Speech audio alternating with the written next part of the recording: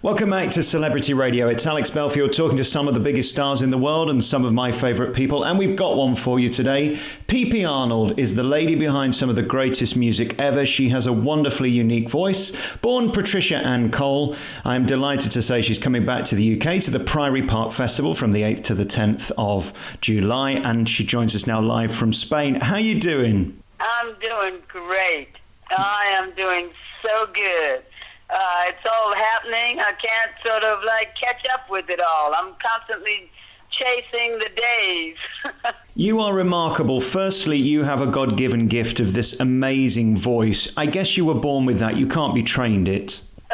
Definitely born, and I am truly grateful. I'm just humbled. I was born with it, and it's my gift, and I've been able to use that gift to uplift people and make people happy, and to uplift people and make them happy, and still be able to do that after all this time. It's amazing when we listen to a song like Angel of the Morning, which is in my top 10 radio songs ever. I've been playing it for as long as I've been on the radio. It's a remarkable tune. Was it a compliment to you and thrilling when Shaggy decided to remix that and remake it? Well, absolutely, but you know, the song was actually written by Chip Taylor, so I think that Chip was really happy about that. And, you know, and there's been a couple of other versions in the States.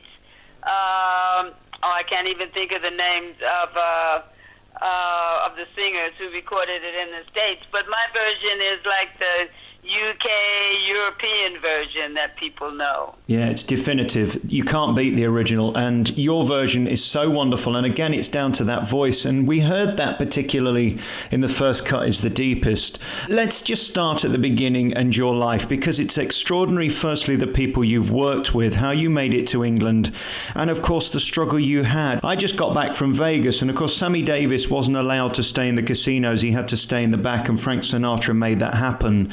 It's unbelievable in our lifetime that race was and still is such a major issue.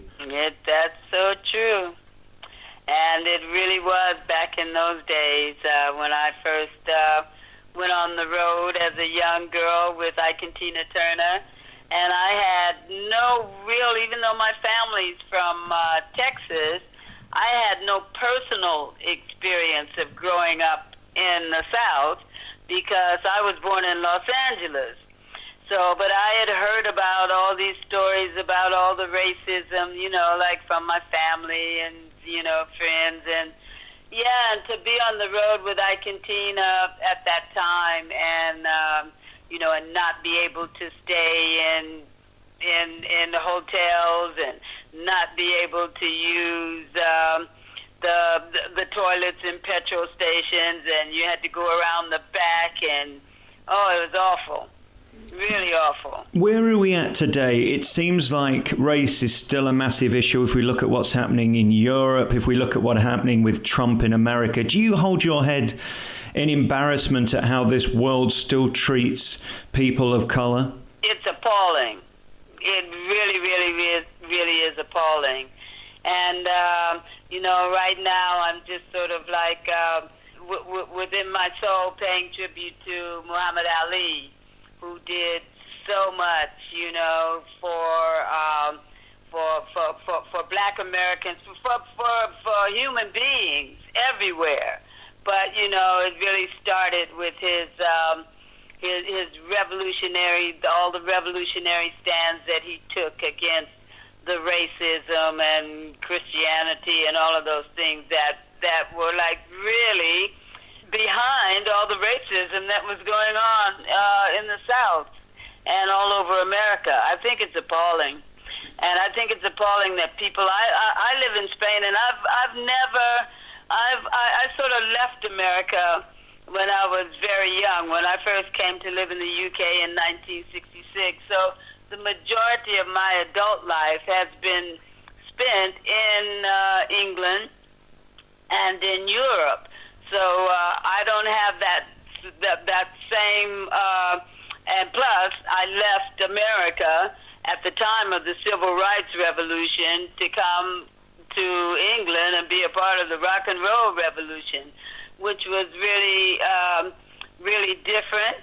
And, and there was, I experienced my share of racism in the UK as well in those days. And then, of course, we look to 2016 and we've got Donald Trump trying to get in, and he seems to be going against Mexicans more than black people, but he's playing into that hate, which is saddening and depressing, isn't it? Oh, yeah, absolutely. It's just ridiculous. It's evil. It's just downright evil. And the thing that's so sad is all the support that he's getting from all those people, all those sort of Christians in the South, all the rednecks and all of those crazy people that are supporting him. And he's getting away with all of that just because he's got money. Will it ever change? Do you think we'll ever have a conversation where race will not be an issue, class won't be an issue, or is this just something that's going to plague our lives forever? Well, like I got in a cab with a guy, a Muslim guy recently when I was in London. And, and the whole conversation came up, first of all, when I told him that I was a singer, he said to me that, in Islam it's a sin to sing and all of this, and we were like going on, and he was asking me about, well, if I was afraid to die and all of these things, and anyway, I gave him a lot of food for thought. I don't think he's ever had anybody that answered his questions like I did. I won't go into it on this phone call, but yeah, and at the end, like I was telling him about, he knew nothing about the history of Martin Luther King and Malcolm X and all of those, all of the history of the revolution of the civil rights movement. And yeah, it's just appalling that every time the whole conversation, everything is based on fear. Yeah. So everybody is like so fearful at the moment because of all of these things, the migration, and that seems to me to be a necessary migration that's going on. Those people cannot be living in those countries and living under those circumstances of war and hatred, and it's just really, it's a really time of change here, and I'm hoping, even though it's as bad as it all looks, I'm the eternal optimist, and all I can do is just do my part by spreading love, just trying to spread love, and through my music, uplifting people, educating people through my own personal, spiritual, and professional experiences, and we all have a responsibility to to ourselves to try and make this change through the grapevine, I guess, through the grapevine.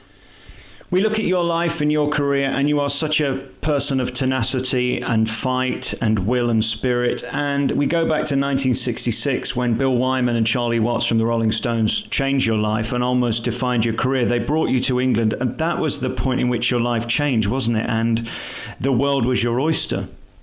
Well, that's right. Well, Mick Jagger changed my life. It was Mick Jagger who gave me the opportunity.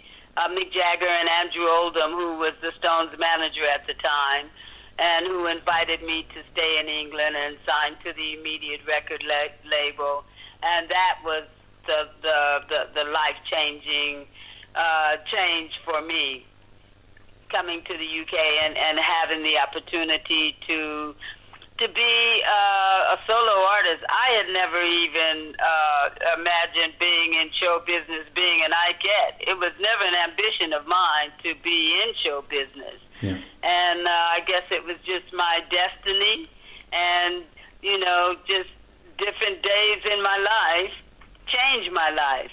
And that's still happening now, I'm just so grateful that that the unexpected seems to be on my side most of the time. I have my share of tragedies and trials and tribulations, but I'm just really blessed to be at this time in my life to have my health and my fitness and still have my voice, and people still want to hear me sing. So yeah, it's a blessing. The fight goes on. It's not easy being out here, being an independent artist, which I am. I do everything. I wear so many different hats, as well as be standing up there singing these songs when I get to the gig. I'm also deal with my own management. I don't have a secretary. I deal with all my admin. I'm a musical director. I'm a tour manager. So wow. It's not easy, It's still, a struggle, as an independent artist, because when you're independent, that means you have to pay for everything. And I like working with good musicians, so I have to look after my musicians, and there's so many expenses that you incur that you probably realize are incurred through touring and everything. So yeah, the beat goes on, and the fight goes on, and when you're out here without support systems like record labels and big time agents behind you, you just have to I'm just grateful every day. Every day I sort of wake up and I look forward to whatever blessings are coming my way. Well, under all of that is a great talent. Miracles change things, all the miracles, yeah. And under that is a great talent that keeps you going and keeps you popular. And you're coming over to England next month to do this wonderful festival. You're going to be appearing at Priory Park Festival from the 8th to the 10th. And again, I wonder how your voice is now. We go back to 66 and we can hear those tapes from then. How does the voice compare now? Well, it's different. I think it's stronger. It's definitely stronger because I've done a lot of vocal work. I do a lot of vocal work. I do vocal work every day. I do my exercises and I work on my songs every day. So my voice is in really good nick. Of course, I'm older, so I don't sound like a little girl anymore. And I've had to maybe lower a lot of my keys, say maybe a half a tone or a tone, but not much more than that. And I think I'm in great voice. I just saw a clip of you very recently, and it is amazing, that resonance in your voice and also the timbre of it. You can't buy that. That just comes with age and wisdom, doesn't it? I think so. I'm really loving my voice at the moment. I love how, the tone has changed, but it's still very, very rich. I've always had a very rich tone. And then, even when I'm singing a high key, I'm singing high, my voice still has that richness in it that I'm really thankful for. I'm humbled. What a life you've had coming from America, making it in England, and then the people you've worked with, met, and dated in some cases. I mean, we look at Rod Stewart and Jimi Hendrix. My God, what a life, Patricia. Yeah, it's been colorful.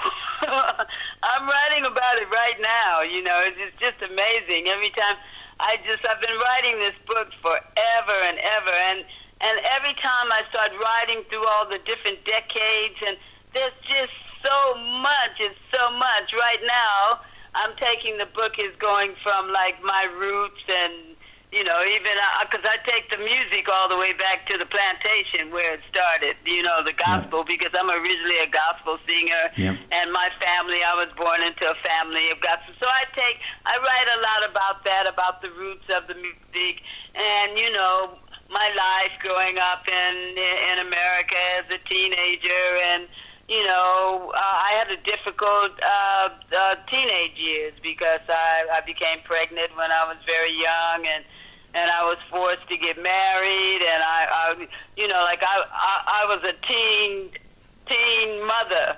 I was in an abusive teen marriage when I met Ike and Tina, and it was Tina turned my life around, saved me really, and then I was able to come here. So yeah, it's all about my life and my life in times with Argentina and coming to England and all the great people that I worked with in the 60s and also it's about the 70s that were really difficult years for me. I call the 70s the lost years.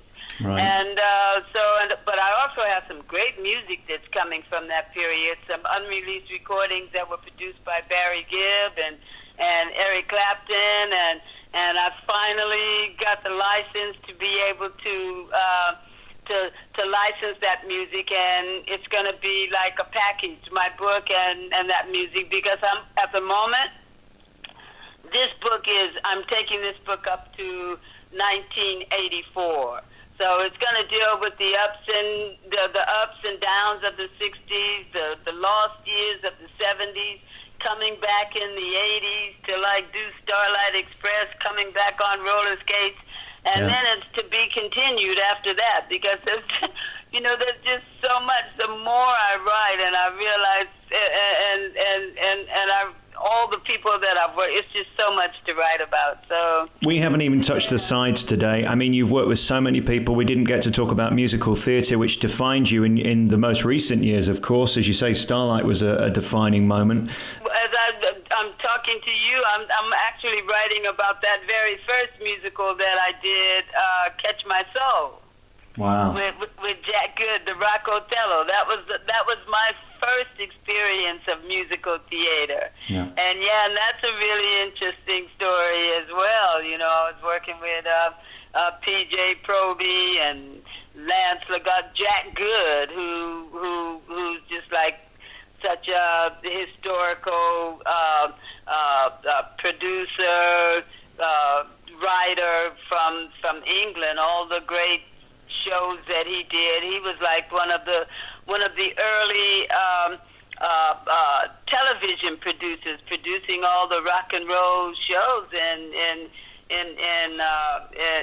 early England. Well, I hope we can talk again, because you've had such an extraordinary life and we haven't even touched the sides today. Congratulations on everything. You've worked with Oasis, Roger Waters, of course, Pink Floyd, Small Faces. We didn't talk about that. Eric Clapton, or even Primal Scream. It's so much, all those great years with Roger were brilliant. My relationship with the Small Faces and all of the times being a part of the immediate record label and all those recordings, like you say, with Rod Stewart and everything, but it's all in my book, and this book will be released next spring. So stay tuned to my website, pparnold.com, and Facebook, PP Arnold, and all of those, all the dates of all the releases will be there. And you can see PP Arnold live at the Priory Park Festival from the 9th of July at the Priory Park Festival. You can get tickets by putting in Chichester Festival into Google and it will come up. PP Arnold, thank you so much for your time. Let's talk again. Well, thank you. Let's do that, definitely. I am so looking forward to this festival as well. I've got a great band, so if you're there, please come back and say hello. I will do. You're a legend. Thank you so much. You're very welcome. Thank you.